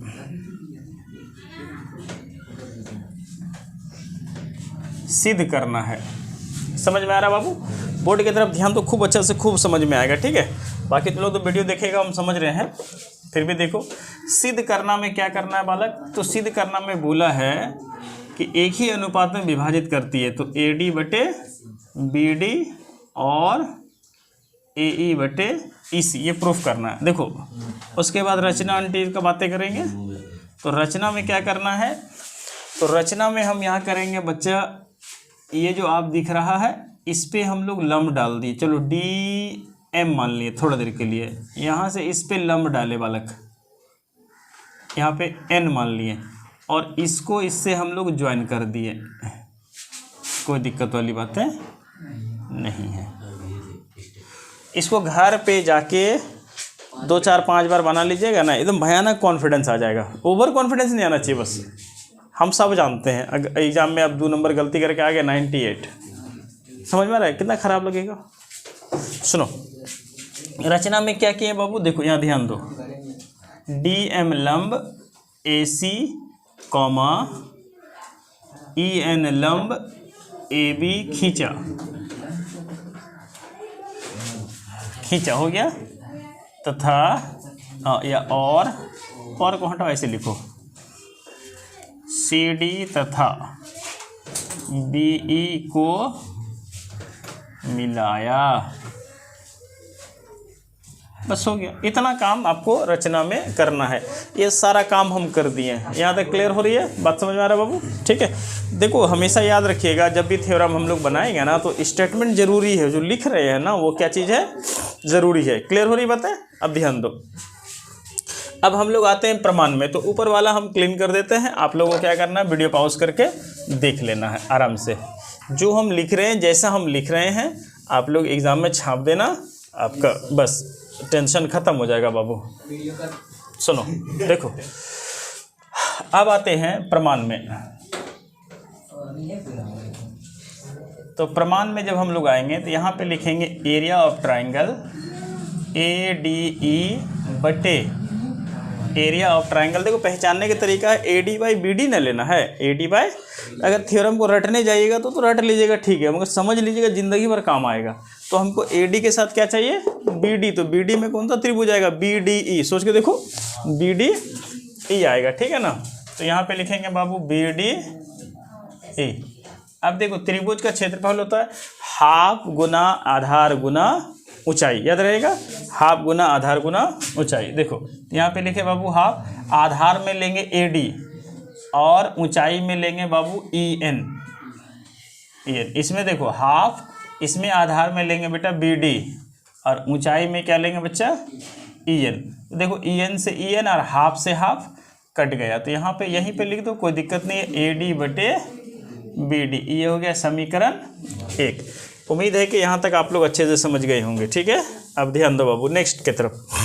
फिर लिखेंगे, यहाँ पे लिखेंगे फिर, इंग्लिश में लिखना अगेन। ठीक है, तो देखो area of triangle ADE, board की तरफ देखो बाबू, सब आदमी बोर्ड की तरफ देखो, चाहे आप कितना भी जानते हैं उससे मतलब नहीं है। अब हमको प्रूव करना AE बटे EC, क्या लेना है AE बटे, तो AD में तो AE आ जाएगा और EC किस में आएगा, तो CDE में आएगा। किस में आएगा, CDE में आएगा। ठीक है ना, देखो तो CDE में आए बाबू, यहाँ पे हाफ गुना आधार, आधार इस बार AE को लेंगे बच्चा। कितना आसान, एकदम रसमलाई जैसा आपको हम बता रहे हैं, हलवा जैसा। अगर ये नहीं समझ पा रहे हैं तब तो कोई बात ही नहीं है। ठीक है ना, सॉरी, यहाँ पे ऊंचाई DM हो जाएगा।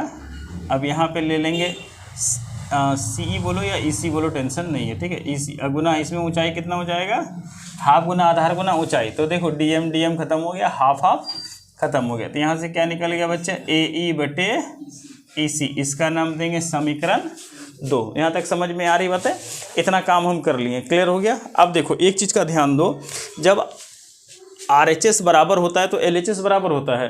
तो देखो हमको प्रूफ करना AD बाई BD और AE बाई EC ये बराबर हो जाएगा, मगर कब होगा, जब ये बराबर होगा। तो यहाँ पे देखो ADE बाई BDE और ADE बाई क्या दिया हुआ CDE, तो गड़बड़ हो जाएगा। ठीक है ना, तो क्लास 9th में आप पढ़े थे थ्योरम 9.2 या 9.3 थ्योरम था। ठीक है ना, एक चैप्टर था क्षेत्रफल वाला, उसमें स्टेटमेंट क्या दिया था कि एक ही आधार और एक ही समांतर रेखाओं के बीच त्रिभुज, एक ही आधार और एक ही समांतर रेखाओं के बीच स्थित त्रिभुज क्षेत्रफल में बराबर होते हैं। ठीक है ना, अगर दोनों का बेस सेम होगा और between the same parallel lines होगा तो क्या होगा, आर इक्वल इन एरियाज। ठीक है बात, तो वो स्टेटमेंट को you have to write here. यहाँ पे देखो तो यहाँ पे लिखेंगे ऐसे करके, चूंकि बहुत आसान है, चूंकि त्रिभुज BDE, अच्छा से देखो बाबू बोर्ड की तरफ, BDE ऐसे करके लिख दो, त्रिभुज BDE और त्रिभुज CDE एक ही आधार, एक ही आधार, आधार यहाँ पे कौन सा है बोलो तो बच्चा, तो बोलना DE बाबू, क्या बोलना, एक ही आधार और एक ही समांतर रेखाओं के बीच, एक ही समांतर रेखाओं के बीच स्थित त्रिभुज क्षेत्रफल में बराबर होते हैं। क्या भारी लग रहा है, बराबर होते हैं, एकदम आसान तो है यार। दोनों त्रिभुज एक ही आधार और एक ही समांतर रेखा के बीच स्थित है कि नहीं, बोलिए, तो आपस में क्या हो जाएगा, बराबर हो जाएगा। तो इससे क्या हो जाएगा, यहाँ पे लिखेंगे देयरफॉर, इसलिए एरिया ऑफ ट्राइंगल BDE, ध्यान दो बोर्ड की तरफ, बराबर एरिया ऑफ ट्राइंगल CDE। अब इसको नाम दे देंगे समीकरण 3। अब सोच के देखिए, अच्छा से देखो बोर्ड की तरफ ध्यान दो, BDE यहाँ पे क्या लिखा हुआ बाबू, BDE, तो BDE की जगह में हम CDE लिख सकते हैं, सोच के देखो, लिख देंगे। तो यहाँ पे देखो ADE बाई BDE और ADE बाई क्या हो जाएगा, CDE हो गया, बोलो, तो आपस में क्या होगा, देखो ध्यान दो। अब इतना हो जाने के बाद देखो इधर, तो यहाँ पे लिखेंगे आसान से, एकदम कुछ नहीं है, एकदम ईजी है, लिखेंगे समीकरण 1, 2 तथा 3 से हमें प्राप्त होता है। इतना तो आप लिख ही पाते हैं आराम से, प्राप्त होता है। क्या प्राप्त होता है बाबू, देखो आपको मिल जाएगा AD बटे BD, AD बटे BD और AE बटे EC। बात समझ में आ रही है, ये आपका क्या हो गया बालक, ये प्रूफ हो गया। ठीक है, देखो क्वेश्चन नंबर 49 देख रहे हैं। ठीक है ना, बोला गया क्वेश्चन में कि मीनार के आधार से और एक सरल रेखा में 4 मीटर और 9 मीटर की दूरी पर स्थित 2 बिंदु है। ठीक है, से मीनार के शिखर का उन्नयन कोण है। ठीक है, मीनार का शिखर का उन्नयन कोण है, और सिद्ध करके दिखाना है कि मीनार की ऊंचाई कितना होगा, 6 मीटर होगा। क्लियर है, ये देखो मोस्ट इंपॉर्टेंट क्वेश्चन है एग्जाम में। कौन वाला, 9 चैप्टर का 16 नंबर। हाँ ठीक है, ये हाइट एंड डिस्टेंस का क्वेश्चन है। ठीक है, देखो बाबू रेहान आज ये क्या है तो क्या बोलेंगे, छोड़ो। नहीं हम तो बाबू चलो ध्यान दो। तो ये हो गया बच्चा सरल रेखा, ये क्या हो गया सरल रेखा, और ये क्या हो गया बाबू मीनार, ये क्या है मीनार, और ये क्या है इसका सरल रेखा है। ठीक है, ध्यान दो। अब इसमें बोला क्या है, देखो ध्यान दो, उन्नयन कोण बन रहा है बच्चा।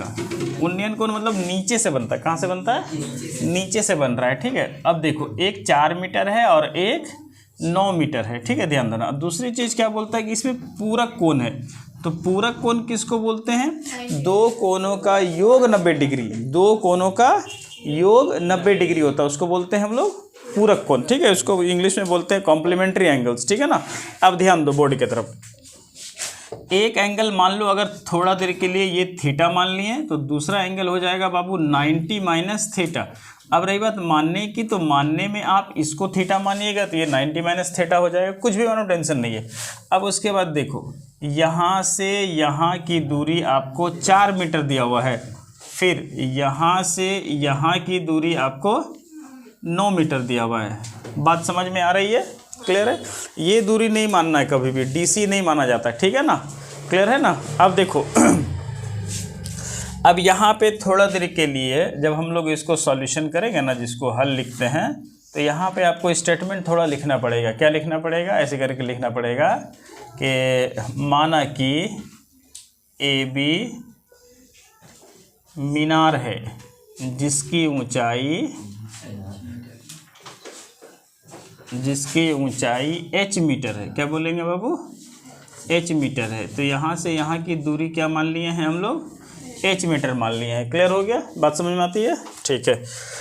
और BC क्या दिया हुआ है, BC एक सरल रेखा है, यहाँ पे बोला है सरल रेखा है, ठीक है, जो 2 पॉइंट वहाँ से दिया हुआ है, और यहाँ पे 2 बिंदु दिया हुआ है D और जिसको बोल देंगे C, ठीक है ना, जो 4 मीटर और 9 मीटर दूरी पर स्थित है। यहाँ तक क्लियर है।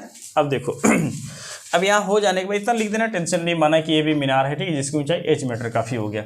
अब देखो यहाँ पे लिखोगे त्रिभुज ABC में बातें करेंगे, त्रिभुज ABC में बात करेंगे, बात समझ आती है।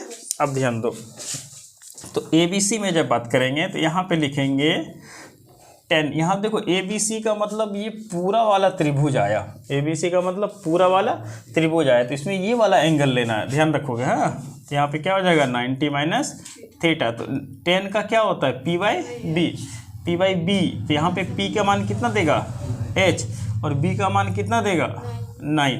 अब आप ये वाला पढ़े थे 10 90 माइनस थीटा क्या होता है बच्चा, कॉट थीटा। बात समझ में आती है, H बाई 9, ये हो गया समीकरण 1। यहाँ तक क्लियर हो गया, समझ में आ रही बात है, ठीक ठाक है, गुड।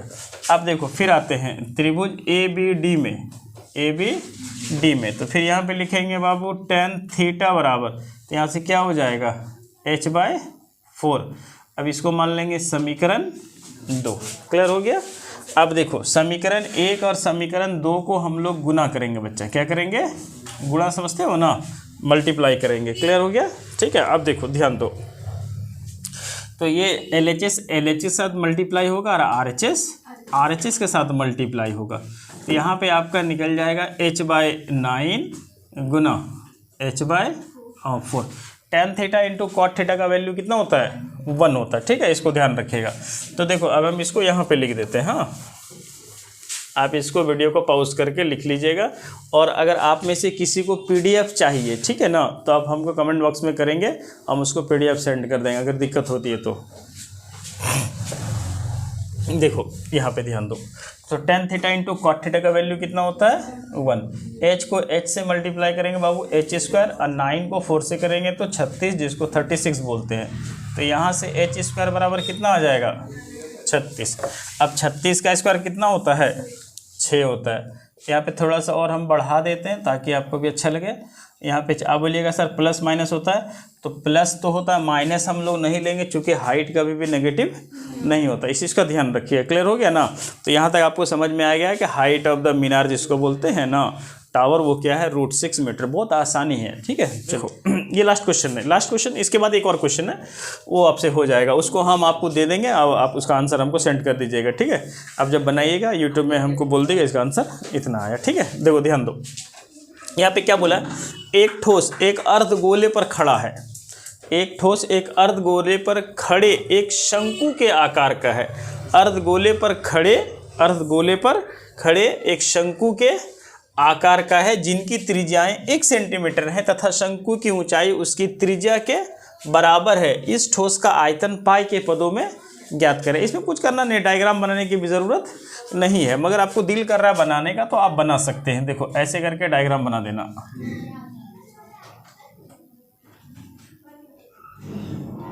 ये नीचे वाला क्या हो गया बच्चा, नीचे, हाँ, दिया और बाती हम, ठीक है, अक्षरा और संध्या तुम, ध्यान दो।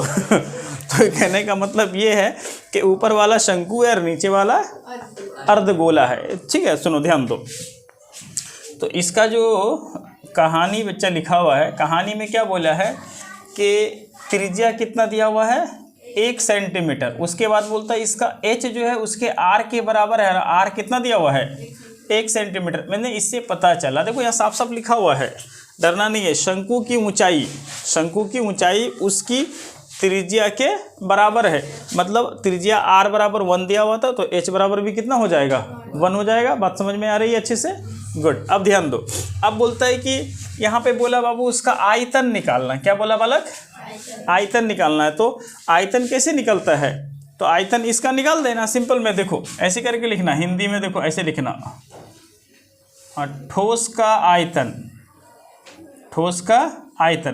तो ठोस में क्या क्या चीज़ है, शंकु है, तो यहाँ पे लिखेंगे, हाँ, शंकु का आयतन प्लस अर्धगोले का आयतन बाबू, अर्धगोले का आयतन।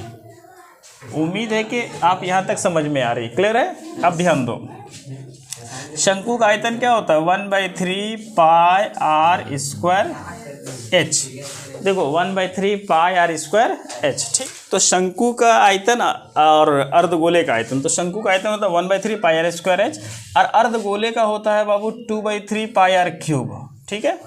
अब ध्यान ये देना है ये पाई के पदों में निकालना, मतलब पाई का वैल्यू पुट नहीं करना है, ये एग्जाम में क्वेश्चन आ जाएगा ना, तो तबीयत ठीक हो जाएगा बाबू तुम लोग का। 1/3 पाई, अच्छा आर का वैल्यू कितना है 1 है, तुम्हारी खुशी के लिए 1 लिख देते हैं, एच का वैल्यू 1, काम खत्म। 2/3 यहाँ पे लिखेंगे पाई, आर का वैल्यू 1, देखो 1 का क्यूब तो बाबू 1 ही होता है, इसके लिए टेंशन नहीं है। अब ध्यान दो, यहाँ पे समझ में आ रही है आप लोग को बातें, 1/3 वहाँ पे दिख रहा है, देखो तो दिख रहा है, गुड। अब इतना हो गया, एलसीएम लेंगे तो कितना आ जाएगा 3 पाई/3, 3 कट गया तो क्या निकल गया पाई सेंटीमीटर क्यूब। ये आपका क्या हो गया आंसर हो गया। चलिए, ये जो क्वेश्चन आपको दिख रहा है ना यहाँ पे स्क्रीन पे, मतलब बोर्ड पे जो दिख रहा है आपको ये क्वेश्चन क्या बोला गया क्वेश्चन में, देखो क्वेश्चन में बोला गया है कि हमको बहुलक निकालना, बाबू क्या निकालना है बहुलक। तो बहुलक निकालने का सबसे आसान सा फॉर्मूला आपको पता होगा, L प्लस करके लिखते हैं ना, F1 - F0/2 F1 - F0 - F2, अब ब्रैकेट में H लिखते हैं, याद है ना। सिंपल में फॉर्मूला जो होता है वो होता है 10 21 0 2, बस सिंपल में ऐसा याद रखना है, ठीक है, कोई टेंशन वाली बातें नहीं है। अब बोर्ड की तरफ ध्यान दो, ये क्वेश्चन आपको बना के कमेंट बॉक्स में इसका आंसर जो बच्चा पहले सेंड करेगा तो हमको तो फिर उसको कुछ ना कुछ अच्छा चीज प्राइज मिलेगा। अब देखना है कि कौन बंदा पहले कमेंट बॉक्स में करना है, व्हाट्सअप में नहीं करना है, ठीक है, बात समझ में आ रहा है। जैसे वीडियो अपलोड हो जाएगा आप लोग वीडियो देखेंगे और इसका आंसर हमको सेंड करेंगे, ठीक है। आज आपका लगभग पूरा मॉडल पेपर कंप्लीट हो गया, ठीक है ना। ये बहुत ऑब्जेक्टिव वाला तो हम डाल दिए हैं, बाकी जो सब्जेक्टिव वाला है आज या कल अपलोड कर देंगे। और दूसरा चीज़ है कि ये वीडियो को अपने दोस्तों, अपने जो भी रिलेटिव है या जो जान पहचान है, अपने जूनियर है या आपसे जो समझ में आ रहा है ना अभी कमिंग आने वाले, सबको ये वीडियो सेंड करना है, शेयर करना है, लाइक करना है, चैनल को सब्सक्राइब करना है, और ठीक है। और मिलजुल के आप लोग को एक बार फिर से वही बोलना चाह रहे हैं कि 6 फरवरी से आपका एग्ज़ाम होने वाला है, ठीक है ना, माध्यमिक परीक्षा सेकेंडरी वाला एग्ज़ाम 10th क्लास का। उसमें मन लगा के पढ़िए, ठीक है ना। उसकी मन लगाने के लिए आपको अपना स्वास्थ्य को भी ठीक रखना पड़ेगा, इतना ज़्यादा नहीं पढ़ना है कि आपका तबीयत खराब हो जाए, ठीक है। इसी को बोला जाता है health is wealth. Thank you so much.